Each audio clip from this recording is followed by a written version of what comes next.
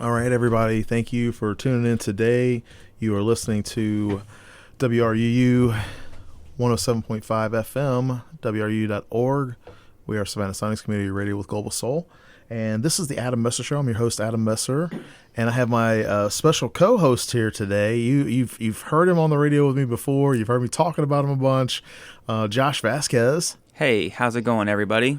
What's up, man? Hey, thanks for having me back, Adam. Dude, I'm super excited to have you here with me and with us today. And we have a great show lined up for y'all today. Interestingly enough, I've never done this before, so I'm pretty excited. But John C. Arnold, who has been on the show a couple times before, he's on the show with us today. Welcome, John. Hello. Thanks for having me back. This is fun. Yep. And here's the surprise, everybody. We have Stephen Arnold with us on the show. Welcome, Stephen. Hey, everyone. Good to be here. And here's a special surprise with that. John and Stephen are both writers, and they're brothers. So it's kind of cool. I was like, right. Mm-hmm.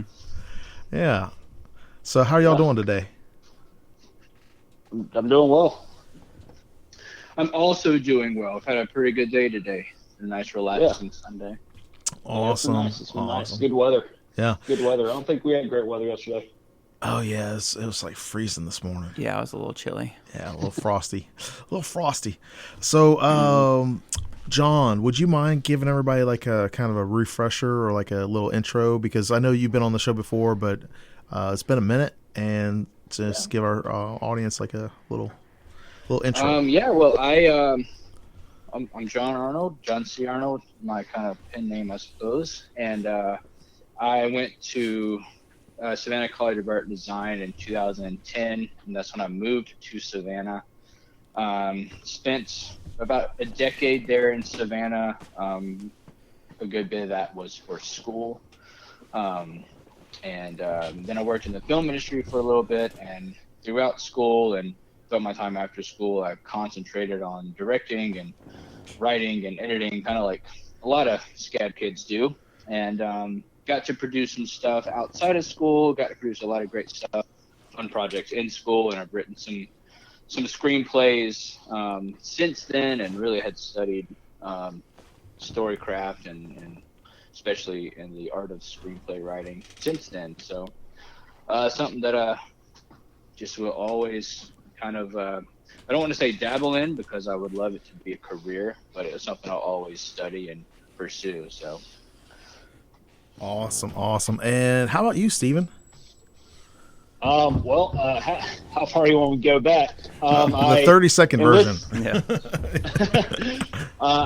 I enlisted in the Marine Corps Reserves at 18, and then I went to college at Georgia Southern University, and I studied psychology for a while, but changed from major to philosophy, religion, and creative writing. And I had some excellent writing teachers, and I wrote several of the stories that I've actually published in published for. And then once I graduated, I decided to get commissioned in the Marine Corps. So I commissioned, and it was actually while I was at TBS that I really got into writing. I always loved doing it. I always loved reading books. So I started writing my own story, which is in the trash somewhere. But that was my very first thing. It was a lot of fun to get started with it. So Awesome. I've been writing since writing pretty steadily since about 2017 is when I started. Nice. That's awesome. Hey, and Josh, everybody, I know like I've talked a bunch about him, but Josh, would you mind giving a little introduction for anybody who's like a new listener today? Sure. So my name is Josh Vasquez, and then I am a author, and I write the Savannah Zombie series, which is about to be relaunched underneath Valhalla Books with Adam. So we're going to be redoing that in the upcoming months here in 2021. And I've been, professionally writing since 2014. So it's right after I met, not too long after I met Adam, and we've pretty much been working together ever since. I'm pretty excited about that. I'm really excited to have y'all on the show today. And for anybody that is tuning in, this is the first time listening in. Thanks a lot. This is a community radio station here at WRU, and we're all volunteers. And the station's run by volunteer staff, not just the hosts, but also the staff. And we are, we're funded by the listeners. Mm-hmm. So, it's pretty cool. I love being able to do this show, though, and talk with creative people, like yourself, Josh, and you, John, and you, Steven. And I'm excited for us to be able to talk because I think we all have some like new projects going on, some new books and stuff that are out and all. So, something I think is really cool. Like this is a new year, right? We're in 2021, and let's talk about like story. Let's talk about storytelling, mm-hmm. right? John, when I first met you, it was when I was doing the Savannah Quill, right? And that's right. You were very generous at the time. You were like a manager at a local coffee shop in Pooler. Yes, sir. And you were very generous. You offered our attendees like a nice little discount. It was very cool. And then we got to talking about writing and stuff like that. And come to find out, you're like a screenwriter and you do other writing. You also do film and stuff like that. And then you introduced me to your brother, Steven. You're like, hey, my brother's got a new book out. I think the first one was like Molly. What was that one called? Molly and Mines. Yeah, and I picked that up on Kindle. I thought it was pretty cool. That was a couple of years ago, wasn't it? Like maybe 2 years ago, something like that. Yeah, maybe so. I published that one in 2019. Okay, yeah. And I picked that up. It's pretty cool. And then you got a new book that you just put out, right? Yeah, Below the Dome. Below the Dome, right. So storytelling kind of runs in y'all's family. Did you both come to storytelling individually, or was it like something like growing up in the house, or how did you both end up, wanting to be, story crafters? Interesting. Steven, who wants to go first, you or me? Let's let the firstborn go. Okay. I thought the baby was the one that always got to do it. I'm actually the middle child. You're the middle child. Where's the baby though? It was like there's another story writer in the house. She, you know what? She was actually a communications major. So she's pretty good at herself, I'm sure. Okay, yeah. Cool. Next year we'll have a show with all three of y'all on. Oh, that would be interesting. It'll be the Arnold family. Yeah. Growing up, I think it kind of started with, actually for me, a friend that I grew up with. We were kind of born within a month of each other, and our parents are good friends, and we would play, as young kids do, we played house. So that kind of like pretend imagination world that you kind of create as a kid. A lot of kids do this, I guess. But for me, I think that's where it started. But then it started to get solidified with our cousin, Sarah. She would always want to do plays for the family when we got together, because we have a pretty tight-knit group of cousins, all kind of about the same age, and we spend a lot of time together. This is on my dad's side. So, we saw them a lot, and Sarah's always wanted to do plays, so we always participated, and that was always really fun.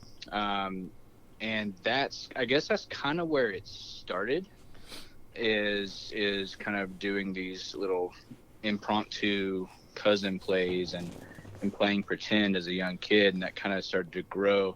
And then I got more opportunity, like at school, doing school shows, and eventually joining the community theater back home, and that's kind of where it all started for me. And I just started kind of just always liking to play pretend and always liking to create these fun new imaginary worlds. Oh, that's cool. How about you, Steven? So my first, like I said, I grew up reading. I read a lot of books growing up, like this fun Wally McDougall series growing up. I read that, and these Ricky Raccoon. And I remember specifically my first attempt at a book was I was in first grade, and it was Miss Criswell's class, and I'd written this Richard Raccoon fan fiction story. I had no idea. So she I showed it to her, and she oh, read it. So I sat down and read in front of the class, and I remember having zero self-awareness about that. So it was kind of a good time.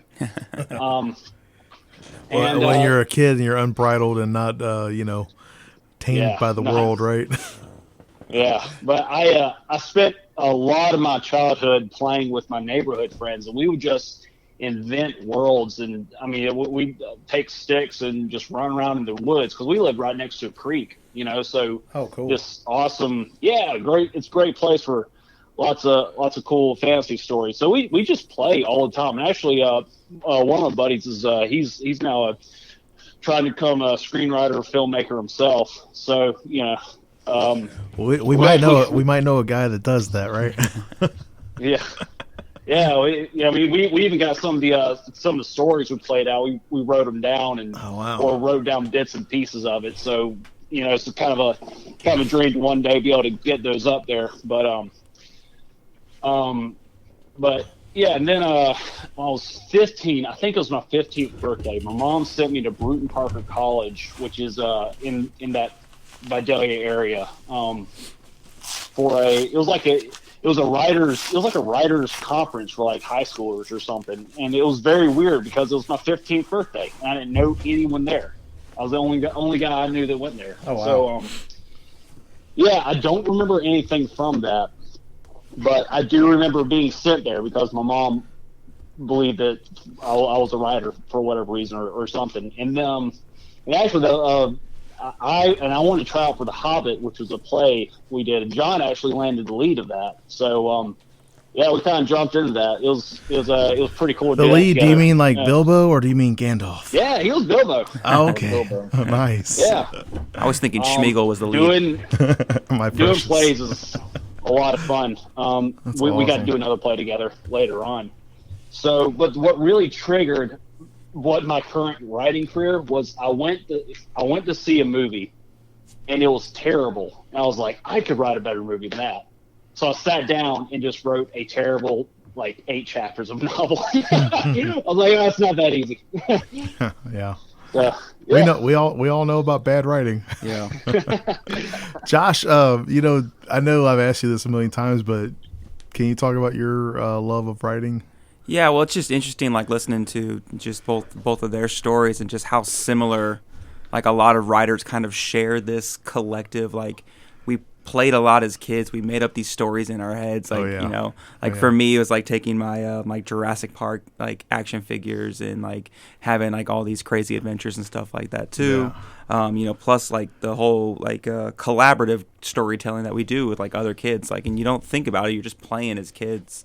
So everybody wants to ask now. I was like, oh, how do you sit down and write these things, these long things? I was like, it's just playing, but you just use words to make up everything. Yeah. So I mean, yeah, very similar, story to them. I remember being in elementary school and my first story that I wrote was based off of one of the Lego sets that I had. It was these aquanauts and versus these shark bad guys and all that stuff. And it was only a couple pages. It was really bad, but it was the first thing that I ever, really sat down and wrote. Yeah, that's awesome, man. I kind of have a similar story too. As a kid, I used to play a lot. I used to read comics, and I used to read a lot of sci-fi and westerns and stuff like that. My mom and dad were both avid readers, and of course watched TV and stuff like that too. But yeah, my friends and we used to make up little characters, and we'd started learning how to draw in first grade. And so my friend back then it was ninjas were the big thing, G.I. Joe, Snake Eyes and Storm Shadow and stuff. And so we all wanted to play we were ninjas. And a friend of mine, he had this little ninja template, a drawing template that he made up, and we would all copy it, and then we'd make our own little ninjas. And these little characters or whatever, but we didn't do. It's kind of weird. In elementary school, I used to write. Actually, won contest writing as a kid, but as an adult, I didn't really get into fiction writing until I think it was 2014 when I started, I wrote that first novel that I never published. It was like just garbage. But I didn't publish a fiction novel until 2018 with that Blood Thrasher one. Yeah. Remember, Josh, you were here with that show, and then afterwards, me and Sebastian, we were talking, and Sebastian was like, "Oh, you should write that," and like that's how Blood Thrasher was born. But before that, I'd been writing like the Savannah Coven series, which was like these little short stories I was putting online. But getting into fiction writing it's just a whole different thing, and I think I got to do the station ID real quick. Everybody, you're tuning in today to WRUU LP Savannah, Georgia, 107.5 FM, WRU.org. We are Savannah Soundings Community Radio with Global Soul. But yeah, it's interesting to me how everybody comes around the storytelling side. You know, like when you're a storyteller and you like sharing stories, or you like listening to stories, telling stories. And I know it sounds kind of crazy, but everybody, I talked about Storytellers Mag last weekend, and it's live now. So I put it out, published it, just talking about the fun side of storytelling.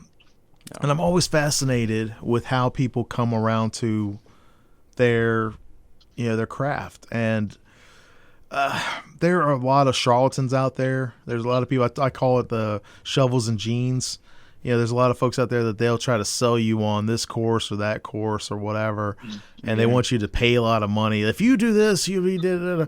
It's a bunch of nonsense. It's like snakeskin oil, you know. Yeah. The only way to do it is to do it. You can't, there's no shortcuts. You know, just like you said, you started writing like 8 chapters. You're like, oh, this is a little bit harder than I thought. Steven, do you remember what movie it was that you saw? You know what? I do, and I don't know if I should say it. Yeah.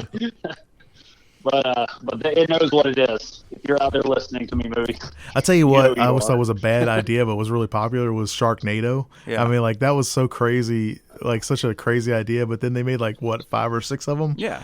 I mean, like it's so off the wall. Like you'd think it'd be terrible, but there's like a whole group of people that they love just bad horror flicks. Yeah. That's one of the things that it was kind of got me started too. Yeah. When I wanted to make a movie in high school, it was like me and my friend were into zombie movies, and we watched a really bad one. We're like, we can make something, if not similar or better than this. Yeah. Of course, we didn't because we were high school students. We didn't have any money, but that thought eventually evolved into the Savannah Zombie series. Yeah. So I think it's cool, man, because you got your new one coming out soon, and the third one's going to come out in April. I think we're planning on redoing the first 2, and releasing them kind of in the spring, and then probably have that third one come out in the fall. Oh, okay, that's right. Something like that. Oh, okay, we're still working on it. I had my timeline kind of wonky there. Yeah, we're making it up as we go. I tell you something too cool that John, that I've been following, like your film stuff that you do, the documentary stuff, and I think they're so cool. I notice like every time you put out a new one, there's always some kind of like improvement or new feature that you've done with it, and that any kind of filmmaking or any of that stuff, that's all storytelling. Absolutely. Yeah, one of the greatest, well, not one of the greatest things I learned, one of the most important things I should say that I learned at film school is the idea that a movie is written 3 times. It's written once by the screenwriter, once by the director on set with the actors and everybody involved, and then the other time is written in the editing room, because it changes so many times from the original screenplay to the final cut, and sometimes the screenplay will change itself, or it'll be changed so many times too, even before production begins. So yeah, learning that you can tell stories through all those different mediums, in all those different ways, and have different reiterations of the same story just to make it as polished as possible. It's kind of really fun with, the fun aspect of filmmaking. Oh, I'm a big, I'm not, I'll just say this, I'll put this little caveat. I am not like the nuts and bolts film aficionado like Josh is. Josh is really good with that. Just kind of like Sebastian is with music. I love movies. I love film. I love good TV shows. I like any kind of comedy / action / horror / whatever. I like those kind of stuff. But yeah, there's something about like a really good story that, you know, it's escapism. You know, even a documentary, like when you're doing something that's historical or you're doing something that's nonfiction, it's still escapism because you're like, you know, you're watching this person, you're listening to their story, and it's not something that's made up, but you're also getting the interpretation of the filmmaker or the screenwriter or the director or whatever. And we all have our own lens, right? I mean, I think that's the cool thing about it. Yeah. And I think that's one of the things that draws me to stories so much. As I said, I started as an actor doing theater. I didn't really pick up a camera until I had graduated high school and I'd already kind of started to go to film school. So I came from the acting side of it, and that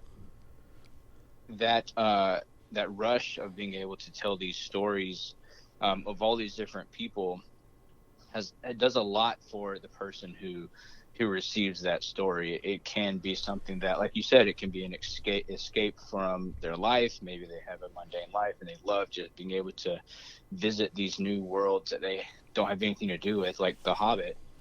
You know, that's which was my all-time favorite book as a kid, by the way. I read The Hobbit like 100 million times as a kid. Oh yeah, great book. It's a great book, and I loved it even more after I got to like play that role and be, you know, in Bilbo's shoes for just a little bit. Did they give you a ring to wear? Or, like, did you actually have a prop as a ring?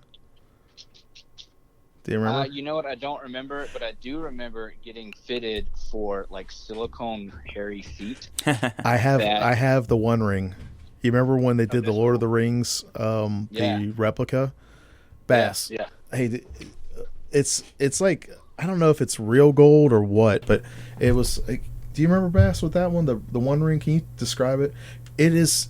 Is it real gold? 14 karat or something like that? Probably not real gold. Sebastian, like he worked at a pawn shop where he had to sell jewelry, so he knows like that. But I'm telling y'all, I came across it at. It came with like a necklace, like for Frodo to wear it. Oh, dude! But whatever they made it with, it looked like real gold. Yeah. And it came in a little box or whatever. But y'all wanna do a little hating on me?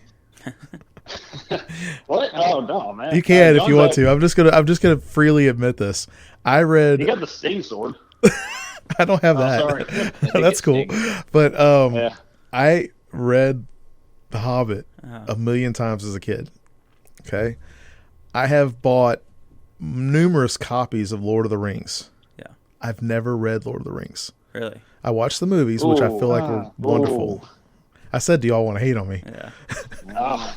But I've never read Lord of the Rings. I didn't know what else you were about to say. I would have stopped you. I'm just admitting it. But I know the story because, I watched the movies, but I don't know like the book version of it. Which The Hobbit, the movies, definitely I feel like they stretched that out. They didn't have to do that in a 3-part series. Yeah. But whatever. Yeah. I recently heard that the reason why The Hobbit was like that. I mean, I like the movies like as movies, but as adaptations, I wasn't a big fan of. But he had a lot of Peter Jackson had a lot of studio involvement, and Guillermo del Toro was supposed to helm the film, and then he dropped off for whatever reason. So Jackson only had so many amount of months to really put it all together. So.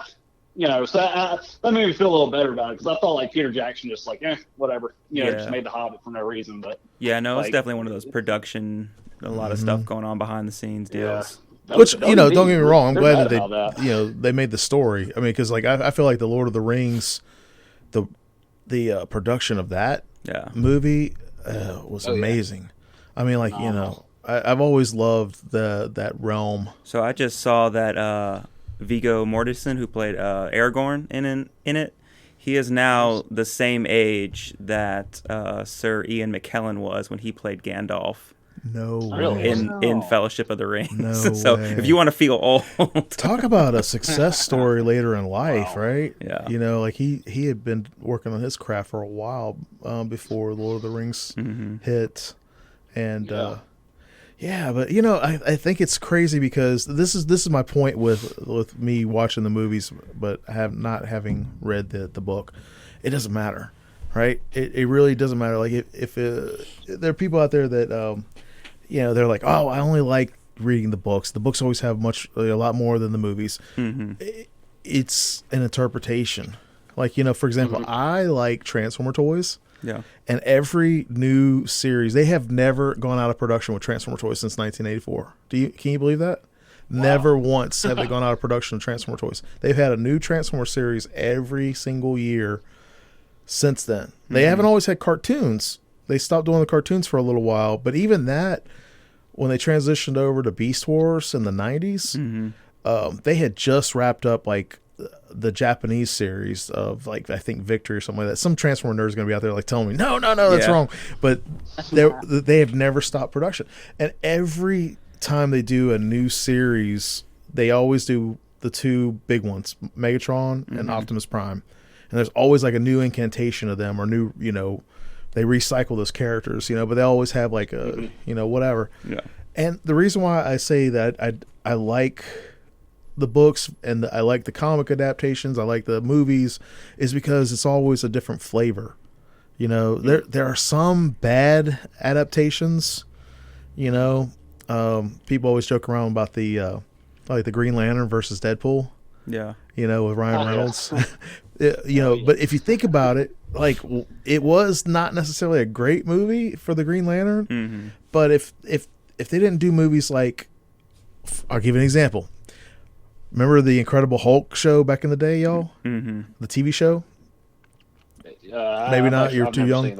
Well, yeah. There was an Incredible Hulk TV show with Lou Ferrigno back in the day and Bill Bixby, and it was really popular. There was also the Wonder Woman show, which I can't remember Linda's last name, but Carter. Thank you, sir. That was wildly popular, right? If there weren't those shows back in the day, you know, and if you look at the props, or if you look at, like, you know, the way movies have changed or whatever, if they weren't you know, back then, they weren't the best that they could be then, we wouldn't have like Toy Story or Pixar, or, you know, there wouldn't be any of that. There wouldn't be any Dungeons and Dragons without Lord of the Rings. There wouldn't be any Lord of the Rings without, you know, Gilgamesh. Yeah. You know what I mean? Like storytelling evolves, and then somebody's always going to have a new interpretation. You know, like Josh and I, we both love zombies. You know, like I'm a big zombie fan. He's a big zombie fan.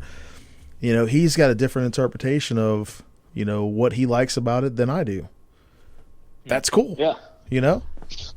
All right, Josh, I found your A New Death on Amazon. Okay. It's a New Death and CJ story. Is that so that's CJ's story is like a short story that I give away for free. It kind of takes place during the same timeline as the first book. So it's kind of like my my teaser, my first hits for free kind of deal. Get you, if you like that, then there's like a page at the end. It's like, hey, there's a full novel that you can buy for $2.99. Ooh, cool, man. I have a buddy of mine who loves he loves like apocalypse zombie type fiction. Yeah. Started writing. So his name's CJ. So I was like, oh, that's cool. Yes. You know, he started writing his own and everything. So it's based off of my nephew. His name is CJ. Awesome. Okay. Hey, guys, I hate to cut you off. I'm sorry. We got to do the 30-minute break, but we will come back to it. And I've got, you know, actually, I'll just throw this out there right now because we can do it. But I got a text message, you guys, John and Steven, from a guy that you both probably know, Bill Lacey. Yeah, I know him. Yeah, he's friends with me on Facebook, and I posted this morning that y'all were going to be on the show, and he said to say what's up. So. Oh, what's up, Bill? What's up? All right, so everybody, you tune in today to WRU LP Savannah, Georgia, 107.5 FM, WRU.org. We are Savannah Soundings Community Radio with Global Soul. Hello, Radio Land. You are listening to WRUU LP Savannah, Georgia, 107.5 FM, WRUU.org. We are Savannah Soundings Community Radio with Global Soul. Okay, so on there. Yeah, dude, you left your This portion of sword. WRUU Savannah Soundings programming is provided by listeners and by Brighter Day Natural Foods. Brighter Day Natural Foods has been serving Savannah's healthy food and supplement needs since 1978. It is located at the corner of Bull Street and Park Avenue. They have available online ordering and curbside delivery, and now a walk-up window for smoothies, juices, and sandwiches from the deli. They are open from 9 a.m. to 7 p.m. Monday through Saturday, and 12 to 5:30 p.m. on Sunday. More information can be found at brighterdayfoods.com. What does it mean when we say that WRUU is a community radio station? It doesn't just mean that we invite the community to create programming, and it doesn't just mean that we are a voice for the community. It also means that we are counting on the community to keep us going, and you are the community. Almost all of our modest budget comes from small annual or monthly donations from listeners like you. You get to enjoy our community-focused programming because many others have stepped forward to do their part. Now do your part by joining our community of listener donors. Go to WRUU.org right now and make a one-time or monthly donation, and thank you for supporting Savannah's community radio station, 107.5 FM. The Savannah Philharmonic has announced a dynamic new concert series for spring 2021. Monthly indoor concerts with a masked, socially distanced audience will feature various ensembles of the Philharmonic at either the Metal Building at the Kehoe Iron Works downtown or Skidaway Island United Methodist Church locations.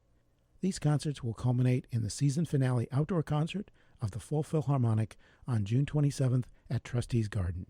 More information can be found at savannahphilharmonic.org. All right, welcome back, everybody, and thank you for tuning in. This is the Adam Messer Show, and I'm your host, Adam Messer, here with my special co-host, Josh Vasquez. Hey, what's up, everybody? What up, man?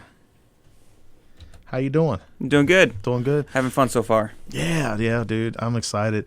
And my special guests today, or our special guests today are John and Stephen Arnold.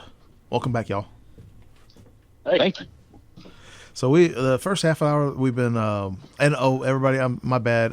Bass is in the studio today, but we had car issues, so he didn't bring his guitar today. And oh man, guess what? I usually have like some of his recordings on my thumb drive, and guess what I did? I grabbed the wrong thumb drive. So I was like, dude.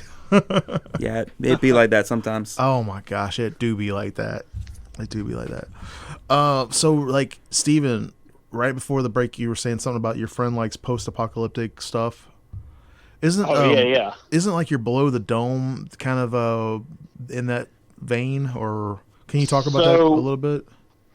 Below the Dome it's a fantasy story, more in line with I would say The Hobbit, like closer to The Hobbit than I would say closer to The Alchemist. But it's really that's the first book in a series I'm developing, and really it's gonna I kind of think of it as like one really long novel, because like I'm working on a sequel right now, and I'm like, based on my outline, I'm barely scratched the surface of just this second book. Mm-hmm. And I'm already almost 200 pages into it, just writing it. But I will say though that the village Kachin, who's my main character, is in a sort of dark age, and you kind of learn like something equivalent to those are dark ages in the Middle Ages where literacy rates were extremely low. There was a dark age. Well, before then, there was happened during the time of Egypt's reign, and they kind of fell off the map. And I want to say that was probably 800 BCE or something. And then after that, everything kind of like comes back on. Like you have recordings of things that happened during that time. So Below the Dome is set in a similar position like that, but so it's something. So I'm really developing the story. I don't want to like give too much of it away, But man, that's the trick. super excited. That is, I think, one of the challenges challenges with any author is like honing their blurb. Like, for I example, can with The read Devil's off. Due, the anthology. Yeah. It took me forever to hone that down to those 2 sentences or whatever. Nothing is ever as it seems. Yeah. And the reason why I say that is because, like, I was kind of like you. I was struggling to try to, just give it a synopsis and give enough of the menu so that people are interested, but not give it away either. Mm-hmm. And I think that's one of the biggest challenges for anybody. Is that, and I call it the blur. I mean, that's what everybody calls it, the blur. But basically your copy, your copy, your hook, your 30-second pitch, whatever you want to call it. Yeah. So, go ahead, man. I'm sorry. I mean, I got it right. Like we can talk about sometime later, but I got it right here. Like I'm looking at it. So at some point. You can go ahead. Yeah, let's hear it. Let's hear the blurb, man. Let's hear it. All right. So I guess my hook is: stories are never just stories. Stories come from somewhere true, even if they themselves are not. Kachin's only guide in a dreamlike wasteland is the path of the sun. He is accompanied only by the last written story from his grandma Magdalene, a mysterious red rock that earned him the jealous rage of the village elder. But Kachin cannot read. He does not know from whence. All he knows is that he must find the village below the dome or perish. Oh, that's cool. Mm-hmm. Very cool. Yeah, I say that, like, when I was talking about, like, I just struggled because I think I rewrote it, like, 3 or 4 times. Yeah, it was a couple. Yeah, I had a different cover. Yeah. I changed it up. And the reason, I'll be honest with you, the reason why I don't even mind, like, changing it up and showing people is because, like, if I have something I want to put out and I want to start generating interest, I don't care if they follow along and see the improvements. Mm-hmm. Like, some people are like, oh, I don't want to put it out until it's a finished product. I'm like, well, if it's like 80% there, like the Storytellers Mag thing, I started putting stuff out and I've made changes to it. Yeah. I'm like, dude, I'm not going to put out the final product until I'm done. Mm-hmm. Matter of fact, stories be told, I had ARC advanced reader copy readers out there, and we had this one person that left like some negative comments on a review based off of some editing things. Well, in the ARC, or advanced reader copy, anybody out there, if you've never read an advanced reader copy, there's always going to be some kind of error or something like that. I mean, like, honestly, it was just me. And Allegiant helped a little bit, but I was doing all the production and all that. Mm-hmm. And I missed a couple things. There were a couple things that, like, when I thought I had formatted it all, the font didn't, like, carry over for the PDF and whatever. So, but I took that as an opportunity to go back and update that. And then I offer that person, a paid for copy, even though I gave them a copy. I offered them a paid for copy, and then they were cool, whatever. I mean, people are gonna be people, but it's cool because every time, and I kind of want to circumvent this back around to John, but every time you do something new, it's gonna get better and better and better and better. Like, with this Below the Dome, I just started reading. I think I read the first page or two because I got a TBR that's like forever long. Yeah. But I noticed that the production value of it was an improvement over your Molly one, so it's like you got, you've been progressing as you go. And obviously that one time we talked on the phone, you've been doing a lot of things with researching and doing, your stuff as an author, which is cool. And that's what I see with your stuff, John. Like, every time you put out some kind of new video or whatever, I'm like, dude, this is really, really cool. And I know that one time we were talking, John, when we were talking about the boys' home, that you were helping them with the videos and stuff like that. Could you talk a little bit about that? Yeah. So I guess I should back up just a tiny bit and let everyone know that I am actually in Central Time Zone right now. Right. You just moved. My wife and I just recently moved to Oklahoma City, which is where she is from. So I'm not in Savannah or Georgia or anywhere, but so I'm in Oklahoma now, and I'm an Okie, I guess, or an Oklahoman. I'm not sure what they're called. You're okay, right? I'm okay. That's right. So, anyways, 2019, that summer, was involved with a youth home in Vidalia, our hometown. And it's the Paul Anderson Youth Home, and every year they do a bike ride to raise money to keep production, or not keep production, but keep the facilities running and make sure that lights stay on and the kids get fed. And it's an alternative home to juvenile detention or to jail in some cases. So, yeah, I went along with them on their bike ride for a full week. I didn't ride my bike with them because I'm not in any kind of shape except round.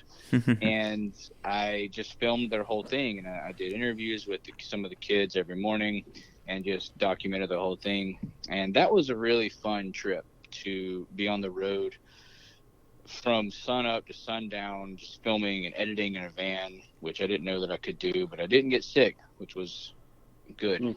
And that was a really fun documentary, to be on the road like that with them. So, and since then, at the end of 2020, I did 2 documentaries at the same time, which was really quite a challenge. But it was for 2 different organizations in Statesboro. One was, well, not in Statesboro, not both in Statesboro, but one was the Young Life Ministry in Statesboro. I did a online digital banquet for them, and I did an online digital banquet for the FCA in Vidalia, which was really cool. So I did both of those. The FCA, I shot that documentary first, learned a lot then, and I did the Young Life one first, and then with the FCA one, like you said, Adam, I just kind of learned some new techniques and got more proficiency in the skills of creating a documentary. So yeah, it was very professionally done. I mean, like it was really, really good. When I saw it, I was like, wow, this is something. I appreciate that. I mean, you could see stuff. It's so weird because, I mean, as consumers, this is the funny thing. Like if you've all ever made like a finished product, you'll notice that the customer really doesn't notice something unless something's wrong. Yeah. Right. Yeah. They'll point out like the flaws, like, oh, these cabinets, there's one knob that, it's just not as shiny as the other knobs or whatever it is, Same thing with books, or like when we're talking about bad movies. I mean, like we can point out the flaws, but we don't normally see all the different things that they hit right. You know? Well, even shows like Game of Thrones will have the Starbucks cup on the table, or the guy in the Star Wars. Yeah, Mandalorian's got Gene's guy in the background. So like if Disney and Star Wars and Game of Thrones, they have HBO, billion-dollar budgets, right? If they're making mistakes, I mean, it happens to everybody. So, but I love. I think there's a. Go ahead, man.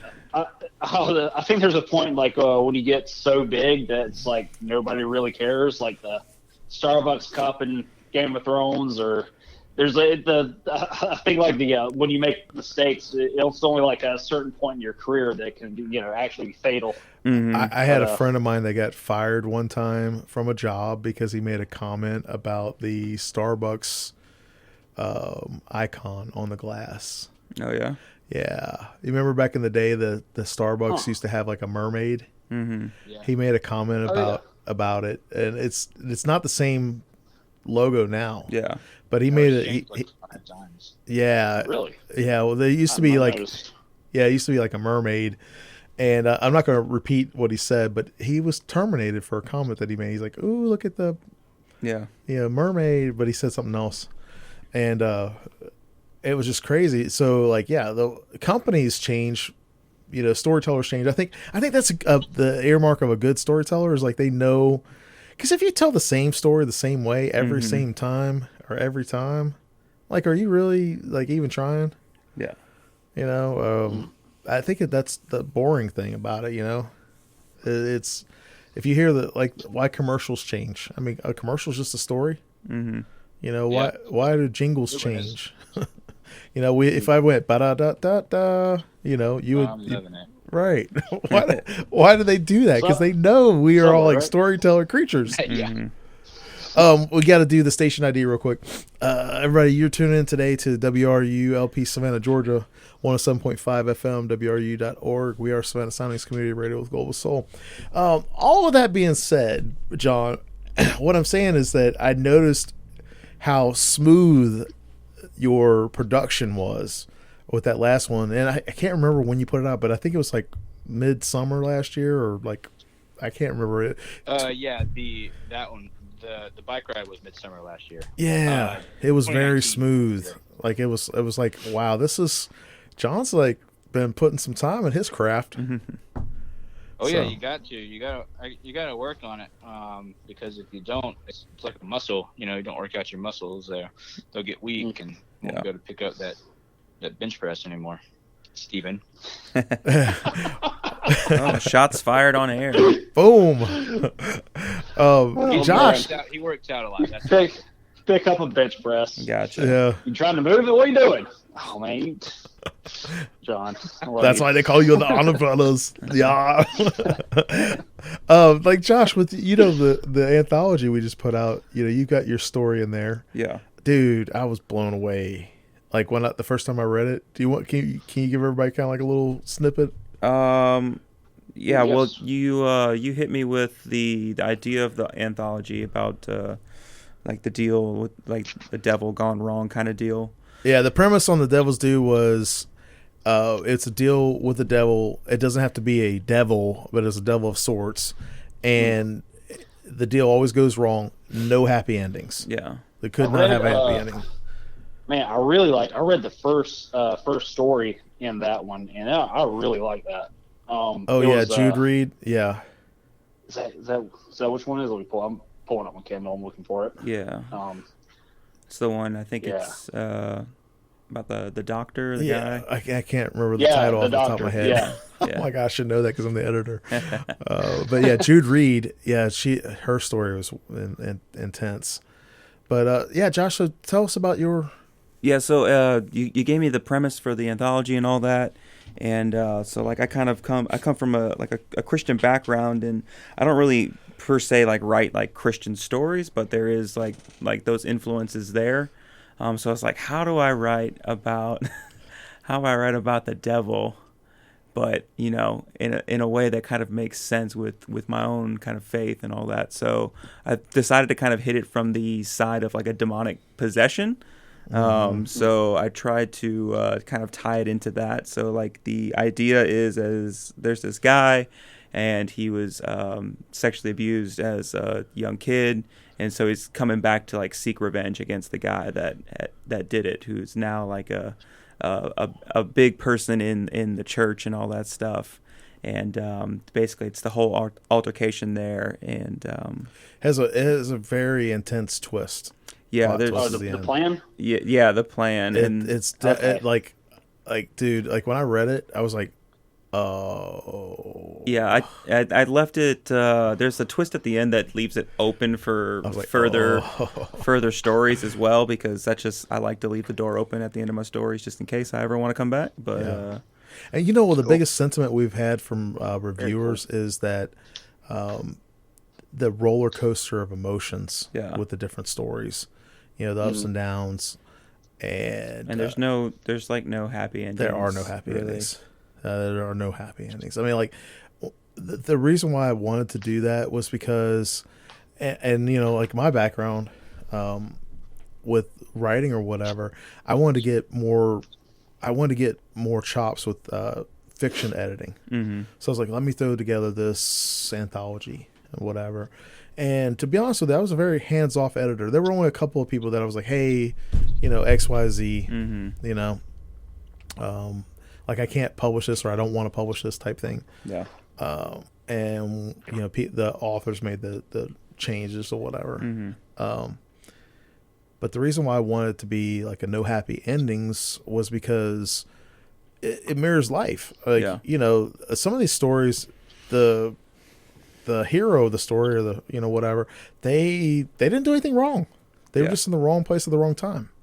It's kind of like that mirrors life. It's like bad things happen to good people all the time. Yeah, the anthology did come out in 2020, so I mean, it was kind of fitting that it would come out last year. Yeah, it feels like the.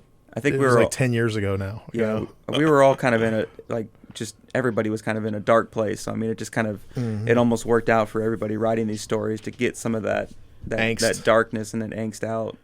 I love the fact though that the authors came with their best work. You know, like their writing that they produced. I feel like, and I'm not just saying this because I was the editor or whatever. I really feel like it's some of the best stuff that's out there right now in horror, because I've read a lot of like indie work, and I'm not knocking anybody. I mean, I feel like, you know, the folks that do it, you know, they write a book and they put something out there. You're above the curve. Yeah. You know what I mean? And if you take your craft seriously and you keep working at it, you're going to get better. If you want to get better. You know, there are some people that they think that they're already the best. And I've seen some folks like that. I'm like, well, you know, needs improvement. Could be like, there was a this is no joke, but there was a guy that he had posted, somebody had asked for recommendations on, you know, some books, which that happens from time to time. Yeah. And this guy's like, "Oh, you won't be able to read this." Da, da, da. And I was like, a little air of bravado, right? I checked it out. I was like, these covers look like somebody drew them in crayon. Yeah. You know, it was that bad. I was like, come on, man. You're like, you know, if you say, hey, you know what, I got the story or whatever, but don't come out on airs, because that's like the biggest turnoff to me. You know, it's like Stephen was saying earlier about like the bad movie and how that kind of inspired him to write something better. Yeah. Like, I mean, it was similar for me. Like, I got a Kindle for Christmas, and I was like, oh, sweet, there's like a lot of like zombie books on here. Oh, yeah. And like I started like, oh, like there's free zombie books, and like, oh, these are bad. These are really like, bad. Some of them are good. There's definitely some good sleeper hits out there, but like most of them were just like this is just not good. Not good storytelling, not good writing. And that was one of the things I was like, well, I got this zombie story idea in my head that I've been kicking around for years. Let me sit down and actually write it. Here's the crux of the situation too. Like, I'll give an example. 50 Shades of Grey, right? There are a lot of people that complain that is a bad series. Yeah. Bad romance series. It was like a #1 seller. It sold millions of copies. So like, it's by what definition? Yeah. Right. And then there's other stuff out there that like you watch and you're like, oh, this is amazing, or you read it and this is amazing, and it might have like 2 reviews. Yeah. You know what I mean? So I think it kind of goes back to that. How do I say it? Like Paulo Coelho with his Alchemist book, one of the best-selling books of all time now. Yeah. It was a dud when it first came out. It only sold, by his own admission in the 25th anniversary copy, it only sold like 2 copies in the first 6 months. Wow. And it took 10 years before it really kind of caught on. Yeah. Yeah. And you know, so if we went by that same judgment of like, you know, what defines good or bad, if we had defined him the first 10 years, we would have said, oh, this is, you know, not a good story. Yeah. And it's like one of the best selling stories of all time. You know, so I think it's so subjective. You know, it's one of the most pirated books of all time. I was reading this book, Perennial Seller. So it's a good book on marketing, but it speaks to what you're just saying there about how, you know, 10 years later, this is one of the best selling books of all time. Paulo Coelho, people would send him pictures of kids selling his books, like in like third world countries, you know, on the streets, and you know, obvious copyright violations and stuff like that. And he'd be like, I don't care. Yeah. The point is to get the book in as many hands as possible, because he wrote a fantastic book. I mean, I got it right here on my desk. Actually, yeah, it's actually one of my favorites. Book. I have an autographed copy of the 25th anniversary, and nice. I have not an autographed copy, but I have a copy of the first edition. Wow! So everybody, we got one of the 2. No, I've got the English first edition. So that one with like the little all-seeing eye or whatever with the little purple eye.